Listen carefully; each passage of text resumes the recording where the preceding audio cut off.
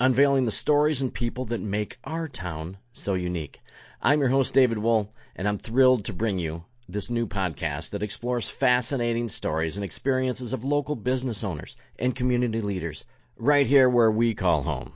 Grayslake Rehabilitation Center is a community-based private practice physical therapy provider. Do you know they have 13 clinical providers with various levels of specialties, including orthopedics, sports, neurology, vestibular, geriatrics, pelvic floor, and aquatic? What? Did I just say they have a pool? Well, they do, and it's the largest indoor warm water pool in Lake County, featuring 2 underwater treadmills and swim currents. And recently added clinical treatment specialties, in layman's terms, Shockwave. They have both radial and focus units that are the newest tool in regenerative medicine, available to everyone. They pride themselves on the most current and up-to-date specialized care to keep you moving. If you're looking for physical therapy, make sure to see our friends at Grayslake Rehabilitation. 1 minute, your world is normal. The next, it's gone. A flood, a fire, a crime scene. Your home shattered. Your business shut down. Your life on pause. But in the darkest hour, when chaos knocks at your door, that's when Serve Pro of Northwest Lake County shows up. Not just a company, not just a cleanup crew, but neighbors, parents, coaches, locals who care. Drake and his team aren't just restoring properties. They're restoring peace, restoring dignity, restoring lives. So when your worst day arrives, call the oh no guy who becomes your thank God guy. Serve Pro of Northwest Lake County. Locally owned, nationally known, unshakably trusted. From devastation to restoration. Serve Pro, Northwest Lake County. All right, ladies and gentlemen, welcome back to another episode of Discovering Grayslake. I apologize for my voice. I'm a little under the weather today, but we're actually doing this on Zoom. I would like to welcome you guys on. You know what? I still don't know how to pronounce your last name correctly. It's Tim and Ginny. How do you say Girmscheid. Girmscheid. Girmscheid. Girmscheid. All right. So I have yes, that right. It's German. Okay. Awesome. Well, thank you because I don't like mispronouncing anyone's name ever. That's for sure. It happens to us all the time. I'm sure. Well, my last name is Wool, and I always get Wall or other crazy things. I don't know how they mess up 4 letters, but so I want to start this by saying so our yearly charity event is going on this year, everybody, on February 27th at First Draft at 7 p.m., and we'll put a link in here to buy tickets for them. So the hardest thing for me every year is to seek out individuals that we want to give a hand up to, right? And your guys' name came up when I was at a church event with the dog that walks on 2 legs, the strangest story we probably could come up with. And they reached out to me and gave me your information. So I wanted to introduce you guys to Grayslake and kind of have you guys just tell a little bit of your journey.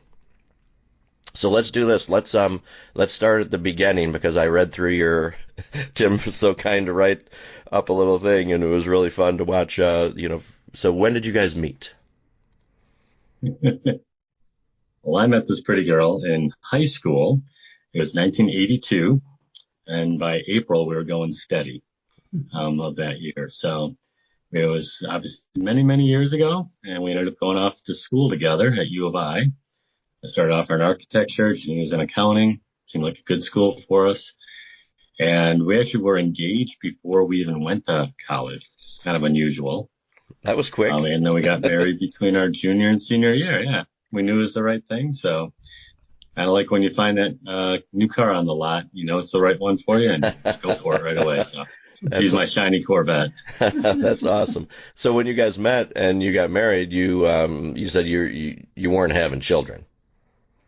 You tell that part, Jen. Yes, I'd love to hear that, Jenny.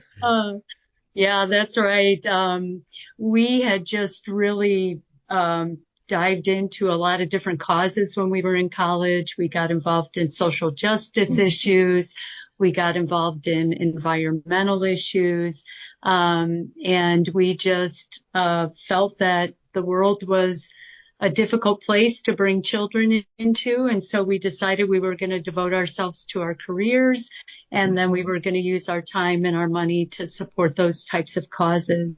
But obviously now in hindsight, God had other plans, and we went on to have 7 children, and yeah, here we are. Wow, 7 children. So you didn't go from one extreme to the other, really, right? Yeah. Exactly. Yeah. We never do things the easy way. It's all or nothing. That's awesome. Yeah. So then when you got married, where were you guys living? After college, where did you guys live? Yeah, well, we got married in college. Like Tim said, we were high school sweethearts, got engaged after high school, went to college together. Our original plan was to get married after college, but we realized at one point we're like, that was just an artificial time frame that we had set. And so for various reasons, it worked out to get married between our junior and senior years. And that turned out to be a really good decision for us. Then after college, our intent was to move out west and live out our vision for Nice. changing the world through social justice and environmental action and so forth. But we ended up, I got a job offer at a place where I had interned back in my hometown, over the summers in college, and Tim got a job offer at a place where he had worked summers. And so we ended up coming back to Lake County where our roots were. And we have stayed ever since. So we've been in Grayslake for about 23 years. And prior to that, our first home was in Wildwood, and we lived there for about 12 years. So we've just, stayed and made Lake County our home. Looking for a car dealer that actually feels like your hometown? Welcome to City Chevrolet of Grayslake, where the vibe is friendly, the pressure is off, and you'll always be treated like family. Meet Anthony Scala. He's just not the owner. He's a guy that grew up in the car business, worked his way from porter to owner. Anthony believes in people first. That's why City Chevy sponsors your kids' teams, your town events. And matter of fact, this show, they give back every chance they get. Anthony thinks that the experience of buying a car should be fun. No pressure, just honest people who care. Whether you need a new Chevy, a quality used car, or just service you can trust, City Chevy is here for you. Come visit City Chevrolet of Grayslake right off of 120. And thank you for sponsoring our town, our stories, our voice. Let's get after it, Grayslake. Wow. Yeah. Just a funny side note, that time in Wildwood was when we had our 3rd child.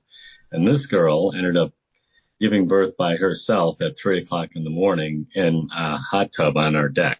What? Which was an amazing story. So I just want to share that with you guys, the community, to know how special this girl is. And now she's kind of blushing here a little bit, like, oh my gosh, I can't believe you shared that. But it is a testimony to who this woman is. So yeah. I just want to kind of point that out for her. Yeah. Okay. I have to know though. Was that planned to have the baby at home? I was just going to say, I didn't think that this story was going to come up, but it probably would be important to note that no, it was not planned. I did not know I was in labor. It was late at night. Everybody had gone to bed. I was having some pain. I decided, because it was late on a Sunday night, I didn't want to call the doctor and disturb anybody. And so I thought, we had this little 3-person hot tub on our deck. And I thought, well, I'll go in the hot tub, see if I feel better. If I do, great. If not, I'll start waking people up. Well, I went in the hot tub, and apparently if you go into warm water at the appropriate time in labor, it speeds things up. And in hindsight, we can see the trajectory was that I entered that water at the perfect time. And so my body just kind of took over. I wasn't able to get help. This was before cell phones. So, I didn't have a phone with me. I had tried to get Tim's attention by throwing something at the house, and that didn't work. And so there came a point where I realized I can either focus on having the baby or I can focus on getting help. And so I thought I better just, work with my body. And wow. Yeah. So that Tim should woke be a up movie. a couple hours later. Oh, really? And yeah. And Tim woke up. One of our younger children woke up in the night, woke Tim up, and then he realized I was gone and found me outside in the hot tub with the baby. And thankfully, everything, went extremely smoothly. So then we, took the next steps to get out of that situation and, enter, a more suitable environment for a newborn. Wow. That's amazing. That should be part of a And movie I should somewhere. say too, some people have said, why were you in a hot tub when you were pregnant? But since it was our own private hot tub, we could keep the temperature where we wanted it. And so we had it at body temperature. Right. So it was safe for me, safe for the baby. Yes. Yeah. And in fact, that was actually the smoothest birth that I've had of all 7 children. Right. And I really think it was because of the environment. It was dark outside, so she wasn't born into bright lights and, this stark environment that was very different from where she had been living for the past 9 months. And, it was warm and, just very much like, it was a very smooth transition for her. For me, it was quite still, a very intense experience, but I think for her, it was less so than if she had had a typical birth. Wow. What an amazing story. So you guys have been in Grayslake and Wildwood for obviously a very, very long time, and you guys are members of the community, and I think the church you guys go to, is it right at I live right over on Atkinson. So are you guys is it Fierce Church? Is that what it is? Correct. Yes. Okay. I know it's changed name a couple times. We've been at that church for about 26 years now. Oh, wow. It started off as Faith, and then, we merged with another church. Right. Came Torch to Faith for a couple of years, and now we've settled on the name Fierce, as in Jesus' love is fierce for his people. Right. So it's kind of got some meaning to it as well. Yes. Okay, so I want to talk about Ginny. So, like in the past year, how long has it been since you found out that you were with your illness?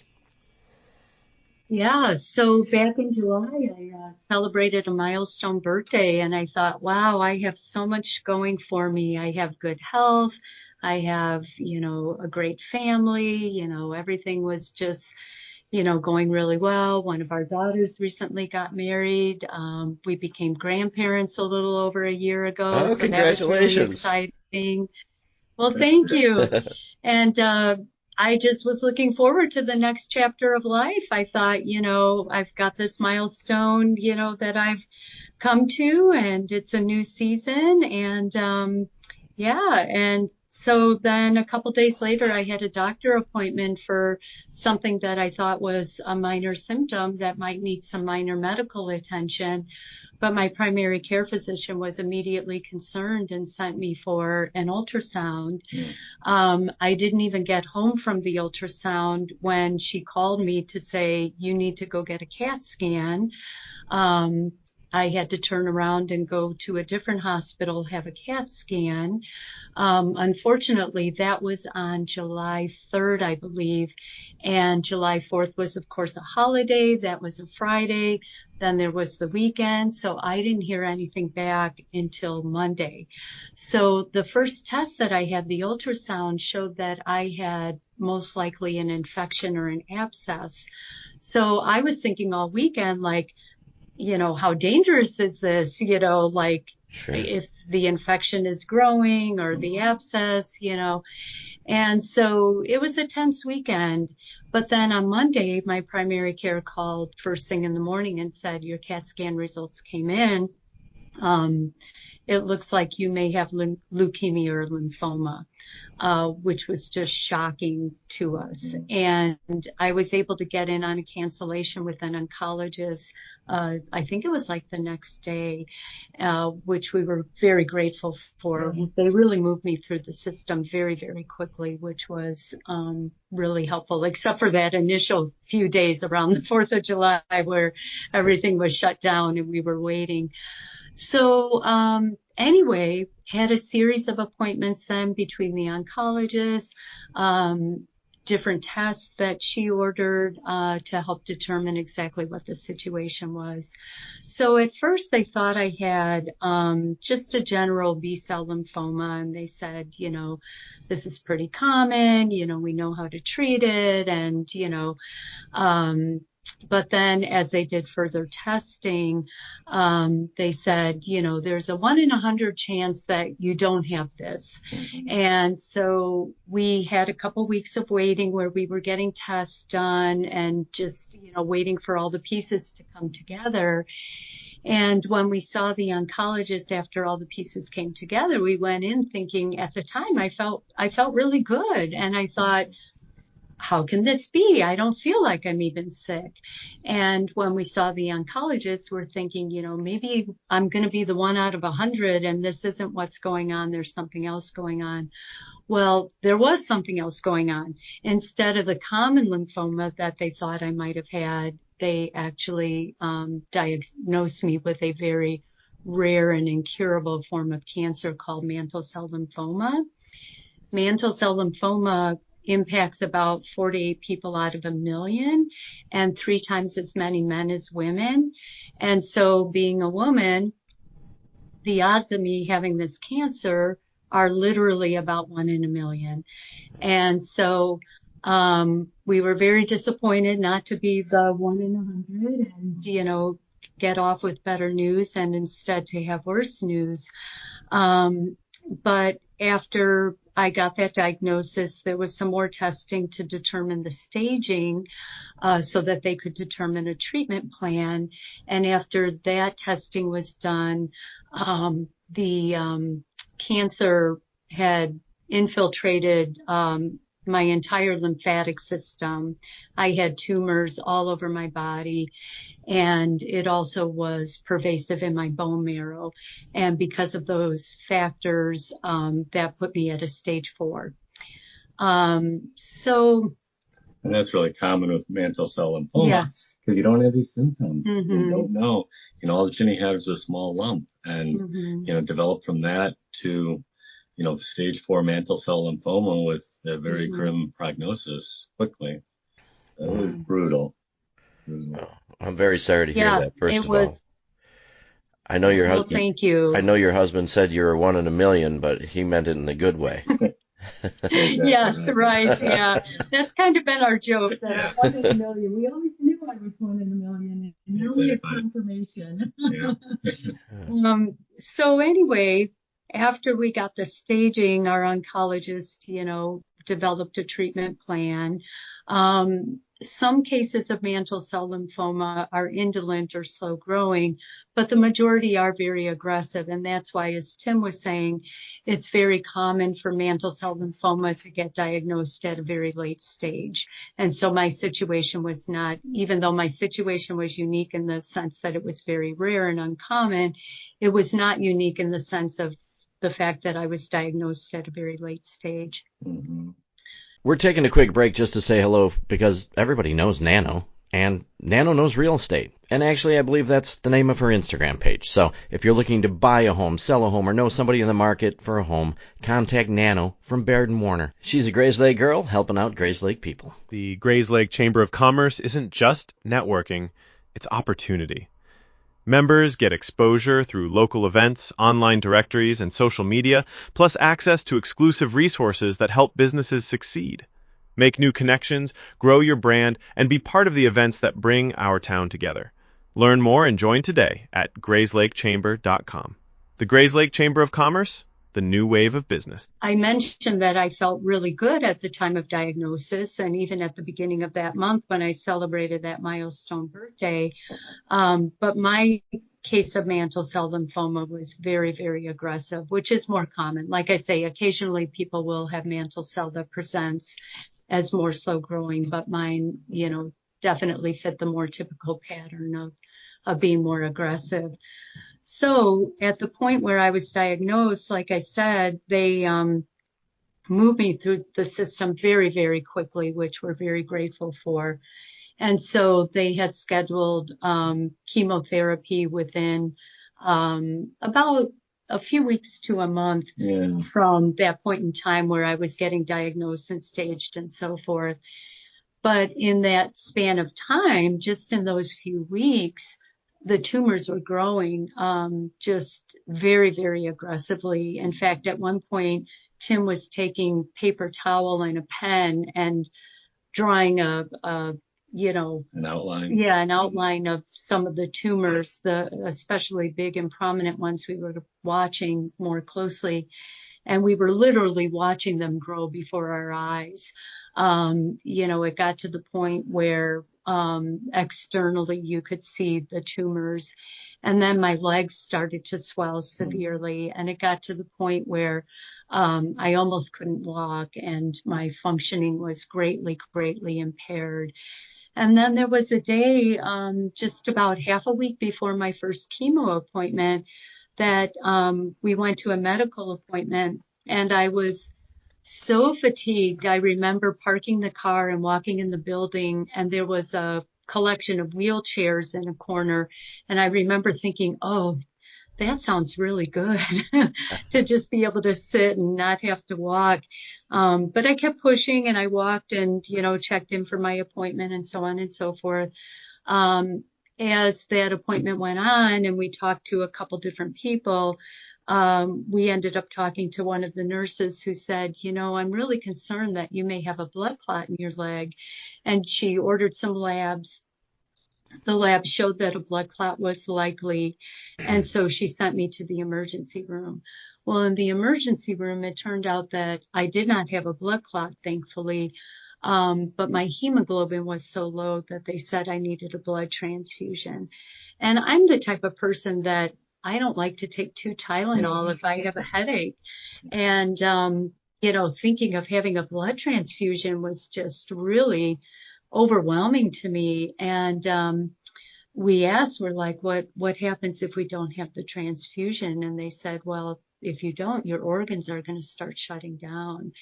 And that's how much this cancer progressed and took over my body in just a span of roughly a month. Yeah. So, we felt like there was no choice but to have the transfusion. And then as part of that same ER visit, they did some testing. They said, we wanted to find out what's going on. Is your body not making blood, or is your body making blood, but then it's attacking your blood?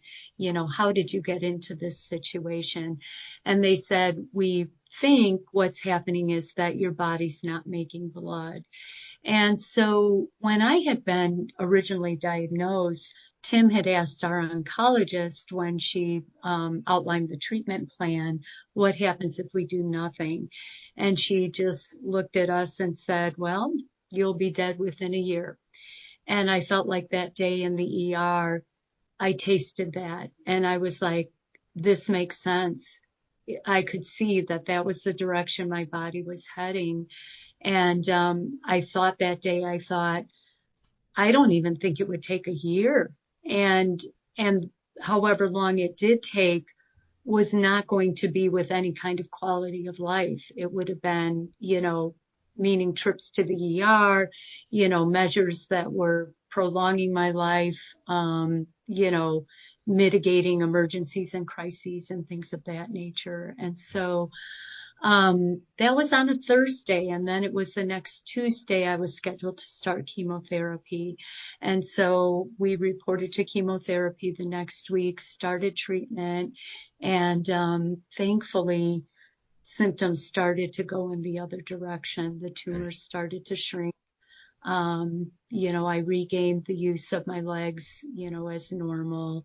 And at the same time, you're fortunate to be able to start some alternative therapy as well, that we feel strongly has really helped with this process as well.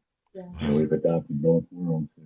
And we know that cancer is brutal on the lymphatic system. It's brutal, and the treatment is brutal on your blood system, all your blood counts, your immune system. So we knew we had to do something more to help Ginny rebuild as well. And Ginny's very good at researching things.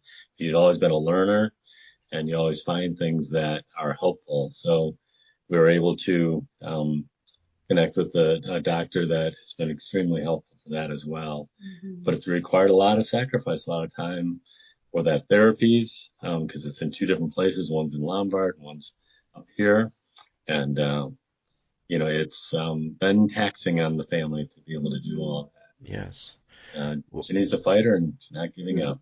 Wow. Yeah, when I was lying in that hospital bed in the ER that day that I needed my first blood transfusion, and I've had many, many since then, um, and they told me that my body had stopped making blood, I thought, if this cancer has wreaked such havoc on my body in such a short time and is so incredibly aggressive, and if I'm starting chemo next week, which I know will, be helpful in killing the cancer cells, but will also be killing some of my good cells and healthy cells and have a negative impact on my immune system and so forth, I thought, what's going to help my body to rebuild and heal and be able to make blood and all those things? And so, we felt very fortunate to find something that could complement the chemotherapy and help to address some of those types of issues and dynamics. And so that's been, the two things together have really been instrumental in working, hand in hand to contribute to, my improved health at this point. Looking for a place where there's always something happening? Welcome to the Grayslake Village Center. Whether you're planning a family outing, a date night, or a fun night out with friends, the Village Center has something for everyone, year-round. Enjoy a fantastic mix of restaurants, unique retail shops, and exciting events that bring the community together. And just steps away, you'll find Central and Gelatin Parks, home of the library, aquatic center, skate park, senior center, and numerous recreational opportunities. Whew, that's a mouthful. So if you're looking for something to do, come explore, dine, shop, and play right here in the heart of Grayslake. Find out more at grayslakevillageCenter.com. And go check them out on social media and give them a like, give them a follow. So this is your week, this week you go back in for more treatments, is that correct? I do. And so my treatment plan I was initially, given is the one that I've walked out. We haven't varied from it. There hasn't been a need to. My treatment plan involved 6 months of chemotherapy with, once a month each of those 6 months. So the first 3 months I was given a drug, bendamustine, in conjunction with immunotherapy with rituximab. Then the second 3 months, the plan was to do rituximab, the immunotherapy, with a drug called high-dose cytarabine. And so each 1 week out of 4 that I'm doing chemo for 2, 3, 4 days. And so the first 3 cycles were outpatient. The last 3 cycles, the immunotherapy is outpatient, but then the high-dose cytarabine is inpatient at Evanston Hospital. So the first time I had the high-dose cytarabine was November, and I had the highest dose of high-dose cytarabine. I was right on the cusp age-wise of being able to receive the highest dose. And so since I didn't have any comorbidities and I was in, pretty good health at my time of diagnosis, my oncologist thought I could handle the highest dose of the high-dose cytarabine. However, it completely obliterated all my blood counts. And so my white blood cells at one point had dropped to virtually 0. And that left my immune system wide open. I was kind of a lame duck at that point. And so I developed a blood infection.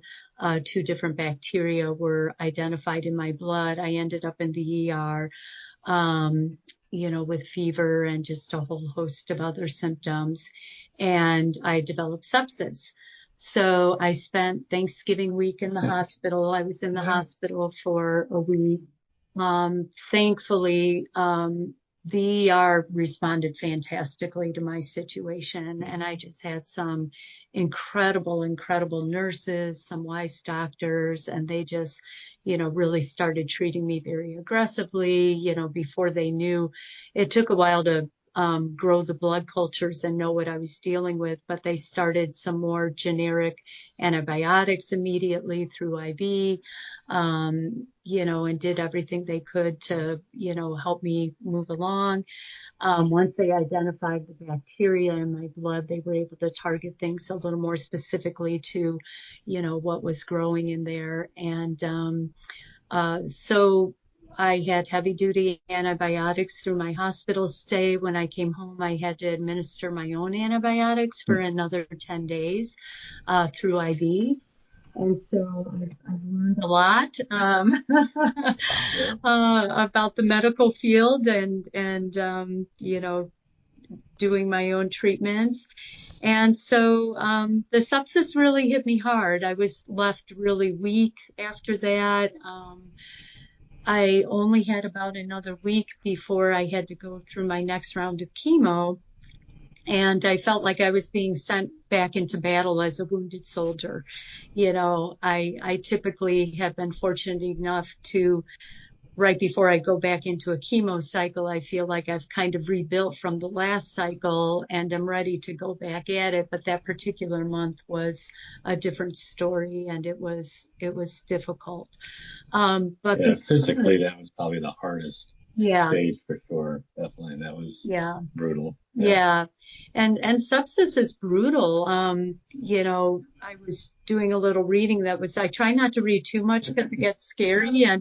And I was reading all these things like that. If somebody has sepsis, like it's more likely they're going to die earlier and things like that. And I'm just like, I don't even want to know, I'm just going to assume I'm going to heal from this and it's going to be a distant memory. But, anyway, because of that severe reaction, how it obliterated my blood counts, on every level, my hemoglobin, my platelets, my white blood cells. The next cycle, they dropped me down one level. So I was still receiving high dose cytarabine last month in December, but I was at the second tier of high dose cytarabine instead of the top tier. And it still hit my body hard. When I'm in the hospital for 3 days, I'm receiving 4 doses of that high dose cytarabine, 12 hours apart. So each session, it lasts for hours, and then they have other medications that they're giving as well. I get steroids with the chemotherapy and so on and so forth. So it's quite a long process to go through each of those 4 treatments. But anyway, they dropped me one level in terms of the dosage, and that had a positive impact. This past round, after I received that treatment, I was done on December 12th, and I had to be monitored very closely for a few weeks after that. And several times they needed to do blood transfusions and a couple platelet transfusions, but my white blood cells never dropped, to 0 like they had the first time around. And so thankfully, I didn't have any type of infection this past round. And then this week we're going back at it tomorrow. Tomorrow I have immunotherapy. Then Wednesday through Friday, I have the inpatient chemotherapy, and we're hopeful I'll have a similar, response as I did last month where, I'll still need to be heavily monitored. Most likely we'll need some transfusions to help me, get through the aftermath. But hopefully, it won't hit me as hard as that first time. And I'm really excited about this week for a couple of reasons because number one, when I started this journey and it was going to be a 6-month treatment process, that just sounded like forever. And here I am, and I'm like, I'm already on the home stretch. And it just seemed, in some ways, it's been the longest of times, and in some ways, it's been the shortest. And so I'm excited that this is, Lord willing, the last round. And when I leave on Friday, they have a bell at the nurse's station when it's your last round of chemo. And so I'm lifting some weights so I can be, hitting that thing as hard as I can. Yeah, I'm sure. Wow. And it seems like you guys have had you have a lot of good friends that have supported you along the way, because with everything you've said, how do you have any time to do the things in normal life that you do, right? It's kind of stopped everything. Yeah, it's been really hard. We both, have jobs. I'm really, really fortunate. My employer has been incredibly supportive, and, I've got my laptop at the hospital. When I had my last inpatient chemo session, I was alone for those 3 days. I got dropped off on Wednesday and picked up on Friday, and I was really behind at work, and it was a really good opportunity to get some work done. And one of the nurses came in and said, you are our most productive patient. And so yeah, I mean, we still have 3 of our 7 children live at home. One of our children has significant special needs, and so he requires a lot more energy and attention and support than our other children. And so we're trying to do all the things, be parents and work, and then all the time that treatment has taken and some of the lifestyle changes I've had to make that have had a great impact on us. But like you said, we have had such incredible support. Like, people have rallied around us, and we have just had everything that we have needed. Like, our church has provided meals for us when we've gone through chemotherapy. Tim started a new job that he literally took like the week before I was diagnosed. And one of our concerns in taking the new job was that he was losing a lot of accumulated sick time and vacation time that he had built up over the many years he had been at that job, and he was going to have to start over with the new job. But we thought, we never needed sick time. We never, we thought we'll make this sacrifice, and so then it was like all of a sudden we needed the time and he didn't have it. And so we've had to rely on people to give me rides to treatments and different things like that. And, seems like every time we need something, we have to make a call. And yeah. Someone's like, I can be there at 7, or I can, whatever you need. Yeah. It's really been neat. Once again, between church community, and even people that we haven't really been connected with lately. They hear about our story, run into someone at Central Park. And, she says, hey, I'm available to give you a ride. I'm retired now, so just let me know.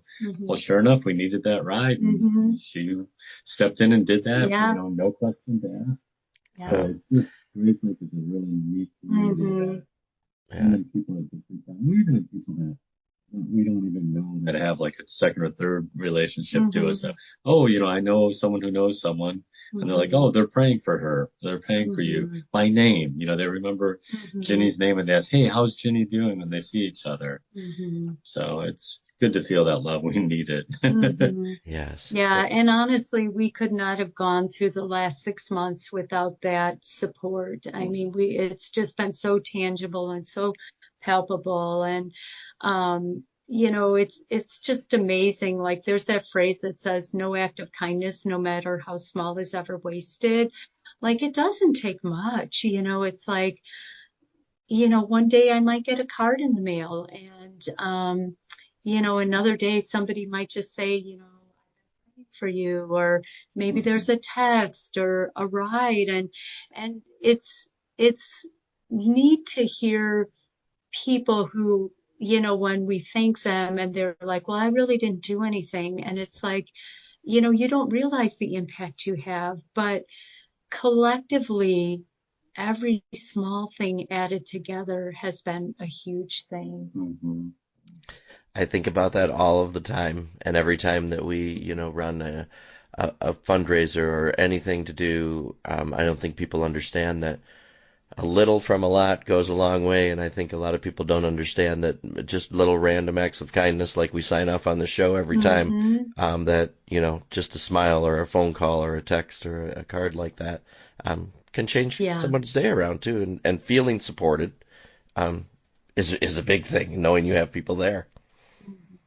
Yeah, absolutely. Well, in the next couple months, we're going to have our entire town supporting you guys, and a lot of prayers and a lot of things coming together. And I try to do things so we can have people in the community have a fun time while coming together too, because I know that you guys are probably going to face some challenges that we never know what happens, right? Especially unforeseen, whether it's bills or a ride or any little thing that they can help with. Our future is really unknown. I mean, everyone's is. We like to think we have control, and that's an illusion. Our world changed on a dime, something completely unexpected. So many people have said you're the last person I would have expected to get cancer. I thought I was doing all the right things. I've always been very disciplined, but we've mentioned that my prognosis is grim. This is an incurable cancer. And the medical community says that, if this results in remission, that it will just come back at some point and require an even stronger treatment to try to mitigate at that point. And then eventually at some point, this will take my life. We are hopeful for a different outcome. And, as Tim has mentioned, and we've detailed a little bit, that, we've done some complementary things to conventional treatment that we hope will be, increase my odds of having a better prognosis. But the bottom line is we just don't know what the future holds. In a couple of months after this round of chemo, they'll do scans again. And then depending on those results, they'll develop some type of maintenance program. And so we're kind of at a juncture where we're closing one chapter of this intense chemotherapy, journey for 6 months, and we're entering a new one. And so I feel like right now it's, kind of hard to answer that because we're not sure what it's going to look like. We've got this week covered in terms of, rides to the hospital and treatment and so on and so forth. I was thinking, though, the one thing that, when you raise a special needs child, sometimes you're going through a lot of that alone, and other times people in the community surround you with that as well. I think for our special needs son, for him to have as many connections and support and resources to be able to do things that can give him experiences outside the home are really good. So, as an example, he's part of a group that goes bowling up at Christoph's. He loves doing that. He's part of a small group through a local church that has all sorts of events that are for special needs adults, and he thrives in that kind of stuff.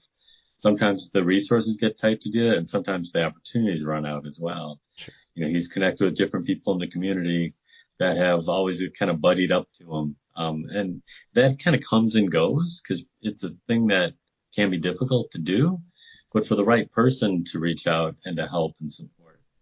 And that way, might be willing to connect with him about the computer work that he does. He fixes computers and is phenomenal at it. But, he, needs outlets for that kind of thing. He doesn't get out as much as he should. So someone that wanted to pick him up and, bring him out for dinner or something like that can be really cool. So it's kind of like, a dating thing that we're doing here. No, just kidding. But, so I think, we're not real clear on what we need for that, but just support with raising our son would be helpful. And that reminds me, that does. Oh no, go right ahead. Go ahead, Dave. No, I was going to say that I think I got to meet him at the church. I think he was helping out with the AV or something. Yes, probably. Yep. Yeah. Yeah. Little did I know. Connection that we have. How we yes. It took a poodle to connect us together. And that's funny. That makes me think. Our son is part of a transition program through the high school district, and he's finished with that program this summer. Yeah. What was on our plate this year was to make a plan for what his life is going to look like after that ends. We feel like we're a little bit behind schedule in terms of, being able to move those kinds of things forward. We're hopeful that he can find some type of employment. He has incredible computer skills, as Tim has mentioned. And so, most likely he would need to have a variety of smaller things that would occupy his days, that would add up, kind of like we talked about, little things being big things when they're all put together.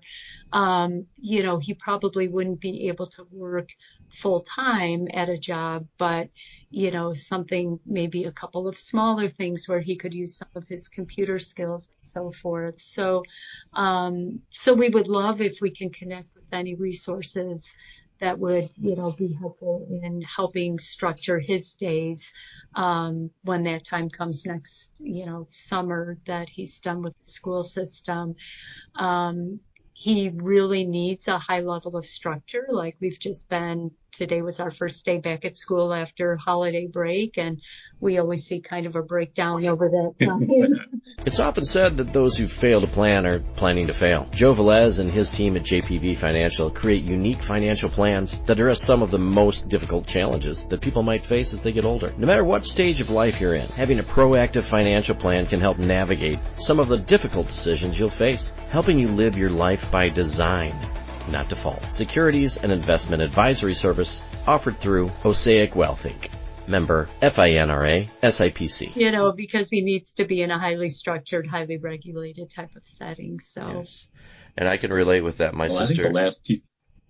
I'm sorry. Go ahead. My sister had special needs, and she went, back through the school system, and my parents had to be 100% supportive of her because she couldn't drive. She worked a little part-time at Jewel. She was at Lamb's Farm, but they were, all the transportation was on them. And, trying to give her more of a normalized life, because she couldn't do things by herself. And I saw what my parents went through to, they have to be there all the time. She couldn't be left alone all the time as well. Yeah. So it's a job that, man, I look at my parents and say, and look at you guys and say, it's your most important job in your life, right? And probably the most difficult one too. Yeah, absolutely. You're right in that it's a job. It's a significant time commitment. It's more than a job because obviously it's your child. And so there's a different dynamic there than, an employment situation. But in terms of the commitment and the time and the resources it requires, in that sense, it is a job. Yes. Yep. Okay, so I want to hear about this really quick before, as we try to wrap up things here too, is I want to hear about your nonprofit work, Jenny. Oh, okay. So, boy, I think it's been over 10 years now. There was a small group of people in Lake County that had a vision for developing a nonprofit that would help women who were coming out of trafficking rebuild their lives. And so I was very instrumental in that group from pretty much the start. And we eventually, over the course of several years, developed a program to accomplish that purpose.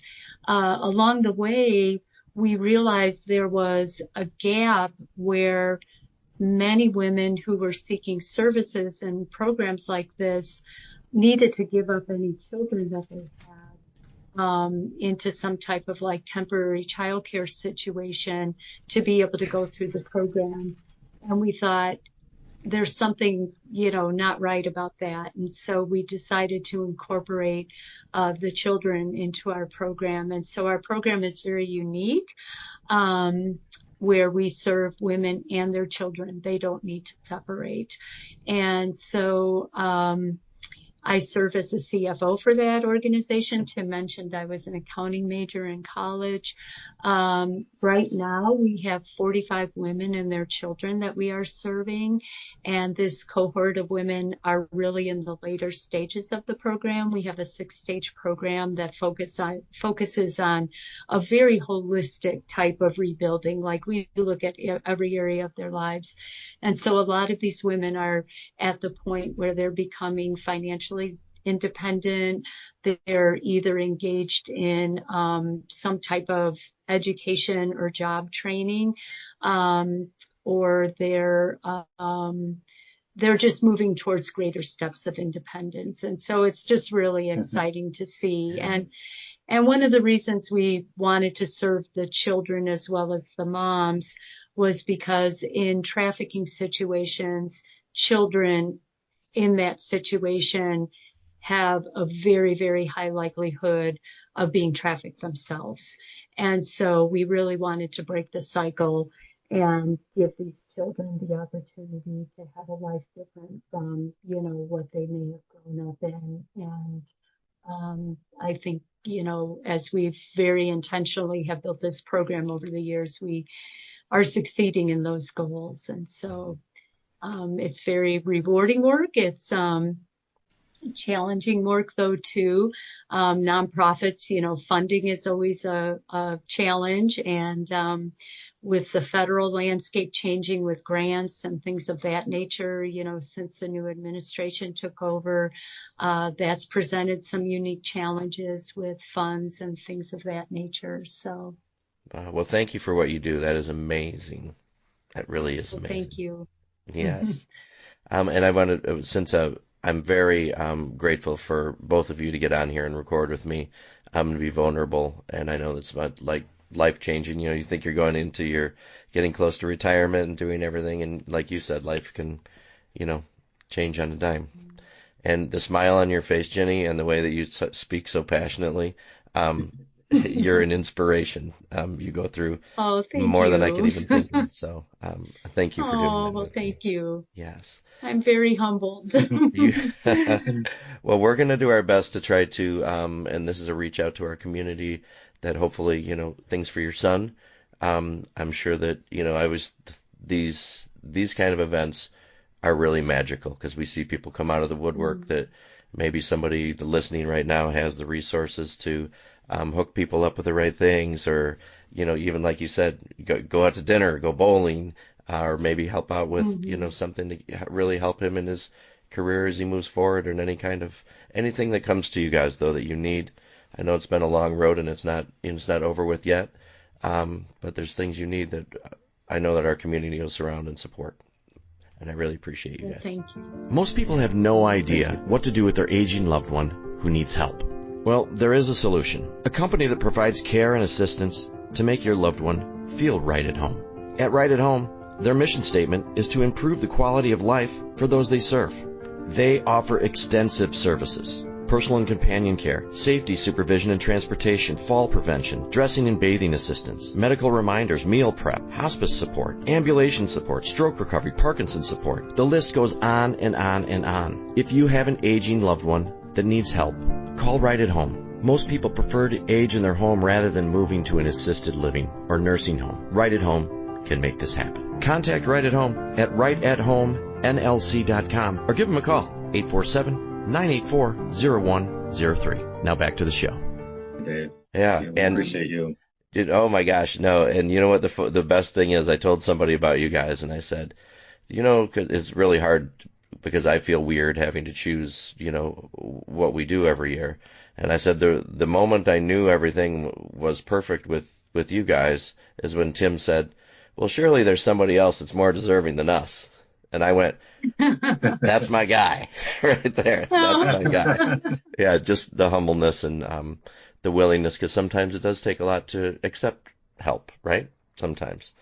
But we have a lot of kind people in the community. We thankfully haven't really been in a position where we've needed much help, on the level that we do right now. It has been very, very humbling to learn how to accept help, but we've needed the help. Like we've had no choice. I mean, we would have imploded if we hadn't had the support that we've had. And just seeing how even strangers have come alongside us, people we don't even know, and supported us in various ways. It's just amazing. And years ago, somebody challenged me with the fact that it's easy to give, but sometimes it's hard to receive. And yet when we don't receive, we're not allowing somebody else to give. And we know when we've been on the giving end of things that, of course, people have various motives, but, most people are giving out of motives because they want to be giving and they have some type of gift to give, whether it's large or small or, and so, sorry, chemo brain striking. That's okay. I might be able to segue that real quick then is one of the things that's blown me away is that when people ask what they can do to help, and as a Christian, I always feel like I should be solid. I should be like always believing that everything can happen for good and that there'll be a cure for this. And there's times that I doubt that, that my unbelief is sometimes a little bit intimidating for myself. So I've just asked people, can you just believe that there would be, a remarkable, a miraculous cure here? Can you believe in full healing for me? Can you pray for that for me? And when people do that, it's so neat that someone else will step into your world and pick up where you can't go forward. Mm-hmm. And I think that's whether that's a physical thing that we do or if it's an emotional thing that we do, if it's a spiritual thing that we do.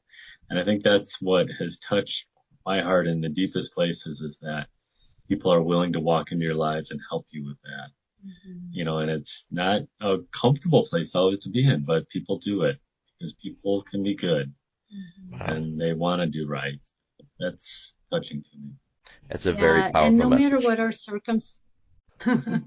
no matter what our circumstances, good or bad, there's always hope. And so collectively, sometimes you need somebody to lift up your arms and just help you to carry on and, help you maintain that hope or maybe help on a practical level. And so, again, we've just been very privileged to, see that walked out as people have surrounded us with love and care and support. So we're very, very grateful. I love that. Hope goes a long way.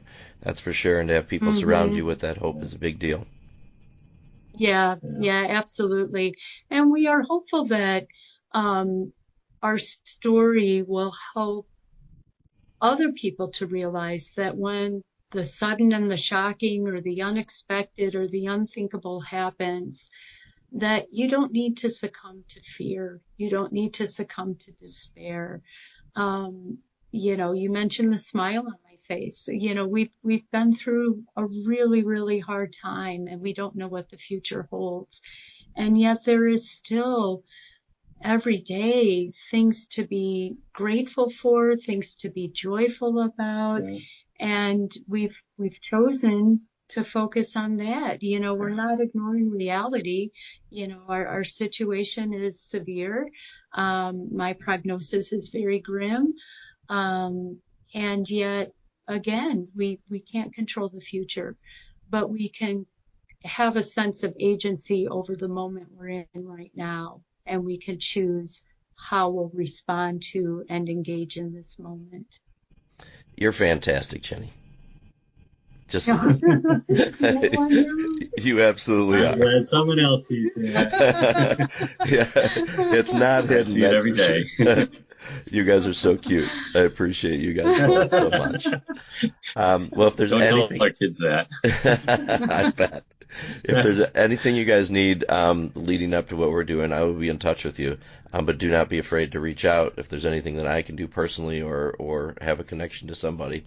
But I really believe that when you talk about hope, when you talk about people coming together, the people that are listening right now that will attend this event, to see people come together and the magic that brings to, for positivity is a wonderful thing.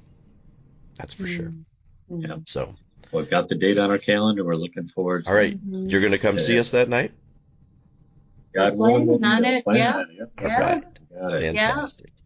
All right. Well, thank you guys. And thank you for what you do. We're passionate about Grayslake. We've loved raising our family here. And it's always fun when our older children come home and they, go downtown and see the lights or they go to Something's Brewing for coffee or, just all of the different things that make Grayslake. We're just so privileged to be a part of this wonderful community. Grayslake is just so special. And so thanks for your efforts to elevate our community. You're very welcome. I'm just having fun, and I get to meet cool people. That's my job. So I am very. Sounds like a good deal. It is a very good deal. Okay, if you guys hold on, we're just going to sign off here. If you guys just stay on the line here with me for 1 second. But Okay. Grayslake, thank you guys so much for listening today. I will have links for tickets in here if you guys hear this and there's something you guys want to sponsor or anything that you want to give in, but we will have a link to help support these guys in any way we can, whether it's something you want to donate for a raffle item, but most importantly, buying tickets, coming together as community and celebrating the good. And we talk about hope, and I think the more people we get together and the positivity really brings the hope in. So wherever you guys are listening to this, do me a favor, subscribe, because then every Tuesday you get to meet a new member of our community, which I think is super important in building community. And as we always end, let's get out there as we talked about today. One simple random act of kindness today. Do two simple random acts of kindness, whether it's holding the door for somebody or giving somebody a smile, being nice to the cashier at the dollar store, whatever it takes. It just builds our community and makes everything better. So Grayslake, thank you guys so much. Ginny, Tim, thank you guys very much. Grayslake, we will see you all on the 27th. That's for sure. Thank you guys.